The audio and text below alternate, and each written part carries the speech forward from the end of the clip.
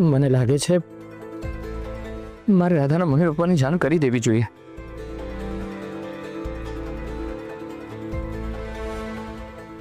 Doctor સાહેબ, મારે રાધાને કેમ છે?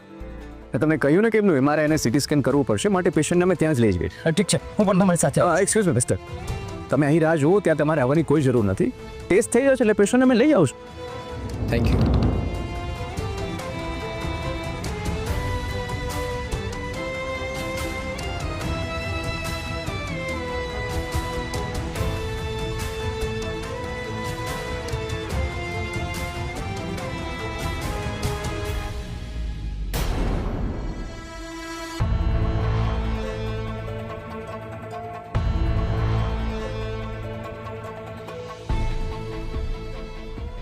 તને કંઈ નહીં થાય રાધા,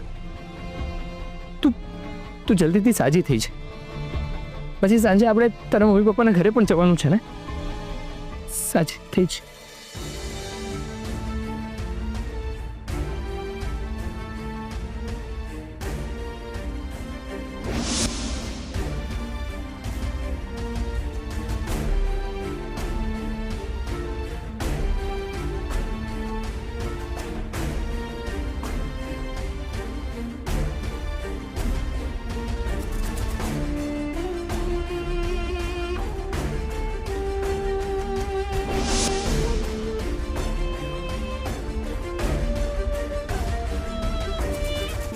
બસ એકવાર રિપોર્ટ્સ આવી જશે ને પછી હું રાધાના મમ્મી પપ્પાને જણાવીશ. નહીં તો એ તો બિચારા ટેન્શનમાં આવી જશે. મારી રાધા જલ્દીથી ભાનમાં આવે એવું કંઈક કરો ભગવાન, પ્લીઝ. હું તમારી સામે હાથ જોડું છું, પ્લીઝ.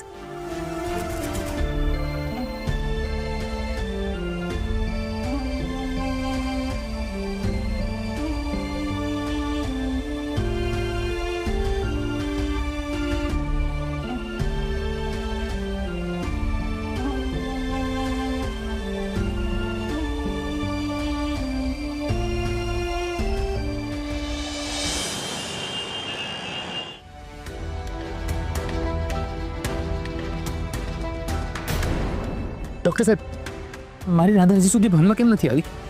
શું હમણાં થોડી વારમાં રિપોર્ટ આવી જશે ને આપણને ખબર પડી જશે કે પેશન્ટ ભાનમાં કેમ નથી આવ્યો. ડૉક્ટર સાહેબ, પ્લીઝ કંઈ કરો ને, મારી રાધાને ભાનમાં લાવો ને. મિસ્ટર ક્રિશ, જ્યાં સુધી પેશન્ટનું ડાયગ્નોસિસ ના થઈ જાય ત્યાં સુધી એને ગમે તે ટ્રીટમેન્ટ ના આપી શકે. પ્લીઝ થોડી ધીરજ રાખો. ડૉક્ટર સાહેબ, કંઈ પણ કરીને મારી રાધાને સાજી કરો. હું એના વગર નથી જીવી શકતો. I can understand your situation, પણ પ્લીઝ પોતાની જાતે સંભાળો. પણ ડૉક્ટર,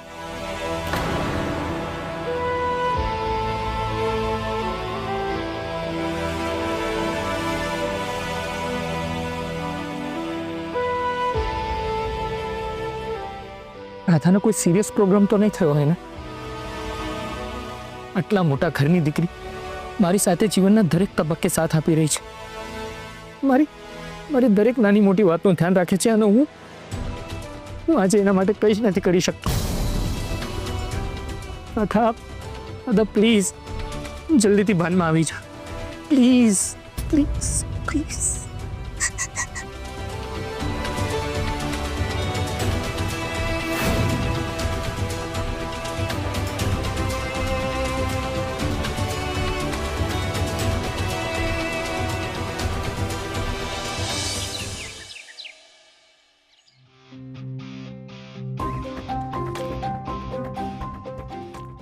શૌર્યએ મને જે ધમકી આપી છે એનાથી શું કરવાનું છે આગળ?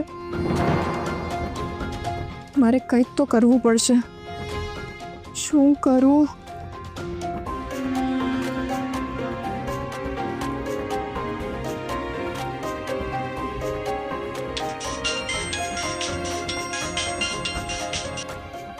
હાલો,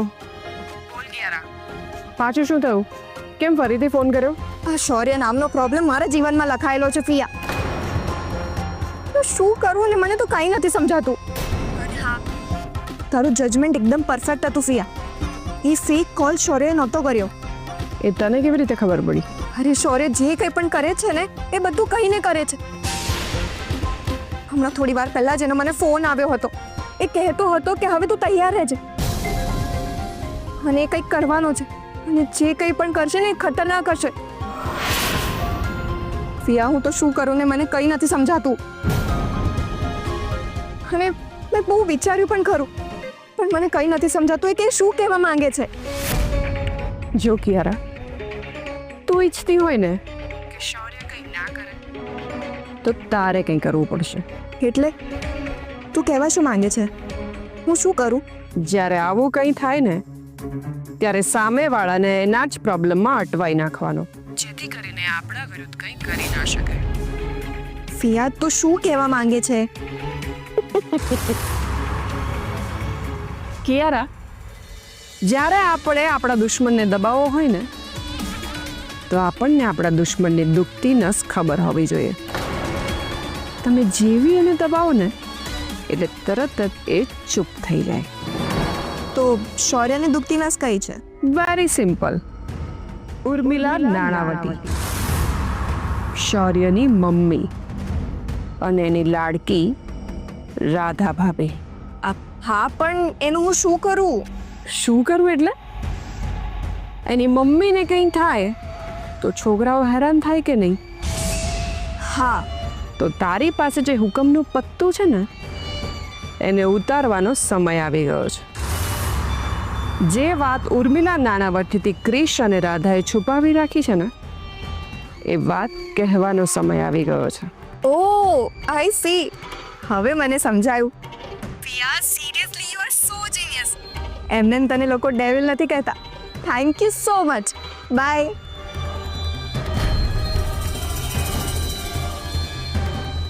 હવે તું જોતો જા શૌર્ય, હું તારી મમ્મીને કેવી હેરાન કરું છું.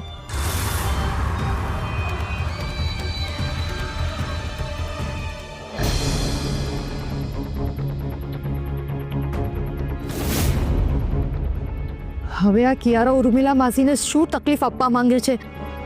મારે કંઈ કરવું પડશે. હા,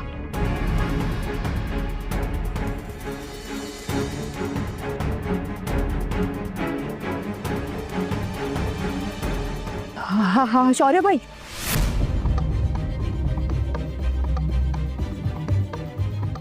હજી સુધી રિપોર્ટ્સ કેમ નથી આવ્યા? હા, એકવાર નોર્મલ રિપોર્ટ આવી જાય ને તો થોડું ટેન્શન ઓછું થશે.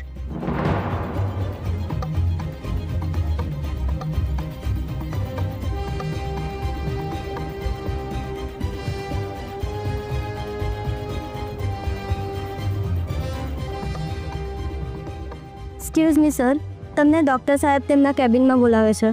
Thank you sister.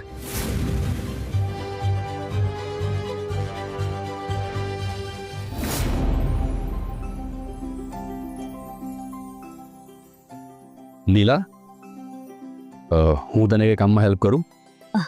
આજે તારે કંઈ બહાર નથી જવાનું? મને કોલ આવશે પછી હું નીકળીશ. ત્યાં સુધી મારી પાસે સમય છે તો મને થયું લાવ તારે થોડી હેલ્પ કરી દઉં. આમ પણ જ્યારથી રાધા કામ પર જવા લાગી છે ઘરનું બધું કામ તારે એકલી જ કરવું પડે છે ને. રાધા કામ પર જાય છે ને એ પહેલાં ઘણું બધું કામ કરીને જાય છે. કચરા પોતું કરી લે છે, કપડાં ધોઈ નાખે છે અને મમ્મીજી શાક સમારી દે છે. એટલે મારા ભાગે ખાલી જમવાનું બનાવવાનું જ આવે છે. તો પણ લાવ ને, હું કંઈ કરું. તને જમવાનું બનાવવામાં શું આવડે છે? નીલા, મને ખાલી ખાતા આવડે છે.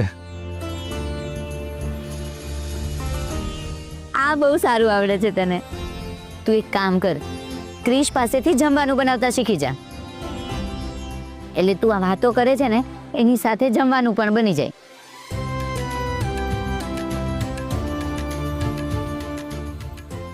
હે ભગવાન, મારા પરિવારને હંમેશા આમ જ હસતો રમતો રાખજે.